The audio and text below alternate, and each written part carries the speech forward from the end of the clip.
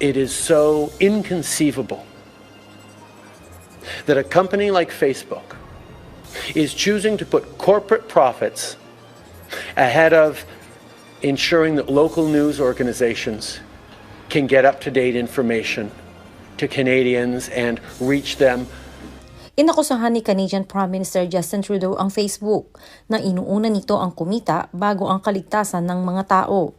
Dahil ito sa pag-block ng Meta ng mga balita gamit ang kanilang social media platforms, kaya nahihirapan ng evacuees na makapag-share ng mga mahahalagang impormasyon dito. Sa isang televised news conference, kinundi na ni Prime Minister Trudeau ang aksyon na ito ng Meta.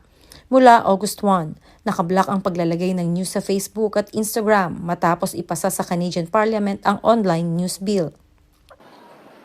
And we recently passed legislation that says, Facebook, if you're going to be sharing news or work done by Canadian journalists or local news, you have to make sure they're compensated for it fairly. Nahirapan sa matinding kritisismo ang Meta dahil dito at ayon kay Pascal Senoj, Heritage Minister ng Canada, binablock ng Meta ang mga essential informations para sa users.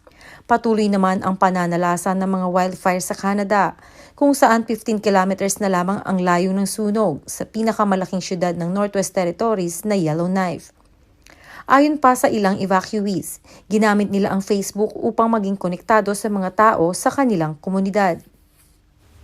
Ayon sa datos, 77% ng Canadian ang gumagamit ng Facebook, kung saan isa sa 4 na user ang umaasa dito para sa balita. Early Briones, UNTV News and Rescue. Diyos ang aming sandigan, serbisyo publiko ang aming pinahahalagahan.